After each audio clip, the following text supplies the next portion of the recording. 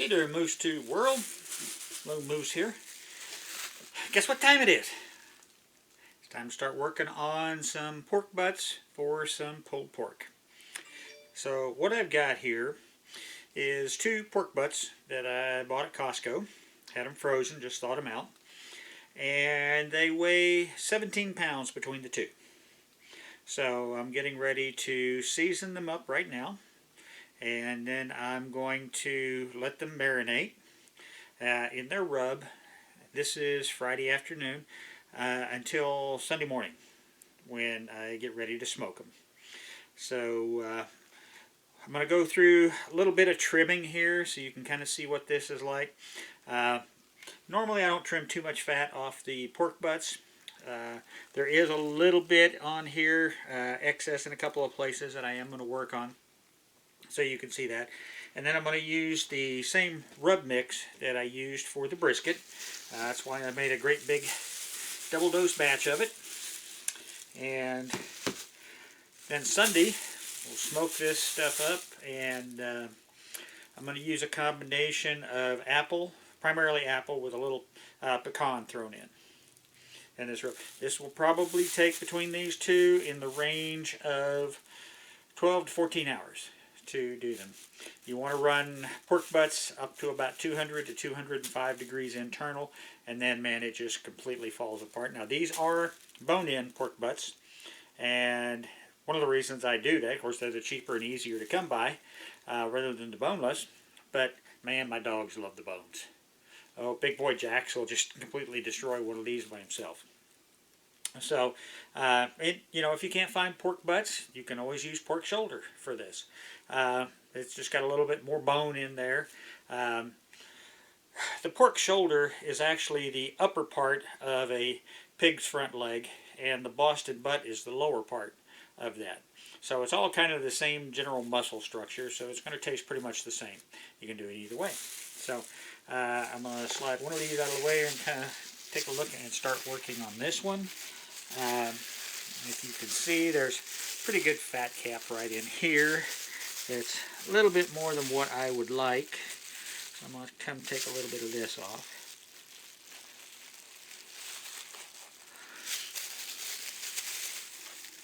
Like I said, you want to leave some fat on here, because over the course of the cooking, the fat's going to render down, cook through your pork as you go, and makes it very moist and juicy that way. But just places where it's really, really thick is where I want to cut some of it off. Because in the end, when it comes time to pull it, my family didn't much care for the fat in their pulled pork, so they end up pulling it off anyway. So, like I said, I'm not taking a whole lot off of here. That bit right there. Up here is a pretty big chunk.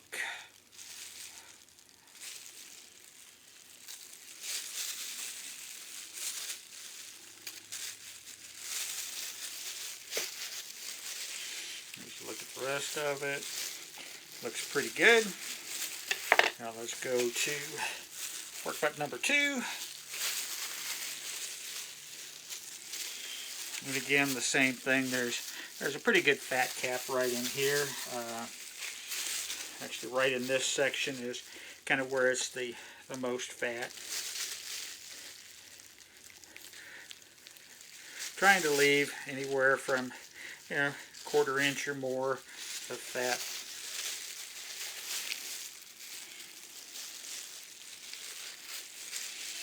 There's a lot of fat in here, but that's okay. That's where you really want it, is inside the pork, because that's where it's going to render down and keep everything juicy during the smoking process. Okay, I'd say we're pretty good to go with all that. Put this out of the way here.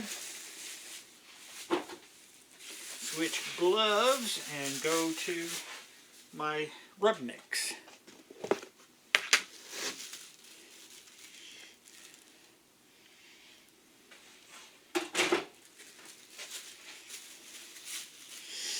And that rub smells so good. Wish you guys could smell this. It's even better when it's all done, and it tastes even better than it smells. I'm going to be using my left hand to spread the rub, and my right hand to actually rub it in. So since I touched the meat back one more time, I don't want to contaminate my rub because I'm saving whatever's left for the next go round.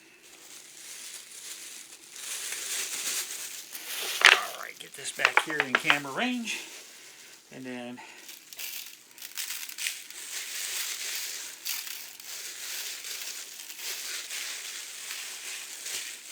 as I said before when I was doing my briskets, you cannot have too much rub. Not in my opinion. Because some of it's going to fall off anyway. Make sure you get all the sides, the ends.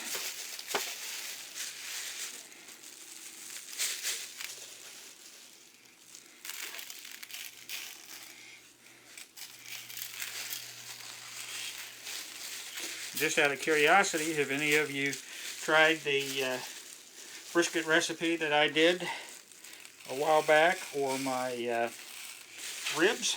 If you have, leave me a comment. I want to know how it turned out for you, or what might have worked better for you than what I was doing. Now we start at number 2. When I do these, I'm going to do exactly like I did with the brisket. Be using my Weber Smoky Mountain Series smoker. Use the minion method to get the charcoal and stuff going.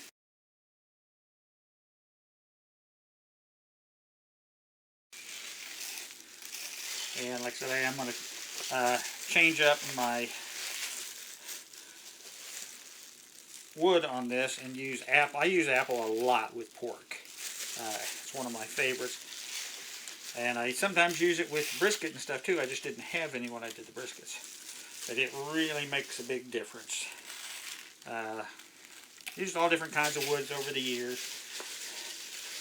I said before on my brisket, I'm not much of a hickory fan, and I know that's an anathema to some people because they think hickory is the only kind of wood to use.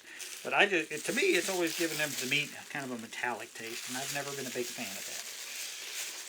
Okay, here we have 2 pork butts, rubbed and seasoned and ready to go. Now, I'm going to cover this up with foil, put it in the fridge, and it's going to set for about 36 hours or so before I start smoking it. So I hope you guys enjoyed this, and come back, see what the finished smoking and finished version is going to look like once I get that done. And now you guys know what you're looking for as far as the meat to obtain. Boned-in pork butts. Don't know what the prices are now. I had bought this before COVID, and all of the meat prices starting to go through the ceiling. But you get a lot of pulled pork out of this, and last a long time. Good eats. Actually, I can't say that. That was Alton Brown's line. Great eats. This is better than good. This is great. You guys stay safe, and I will see you in the next video.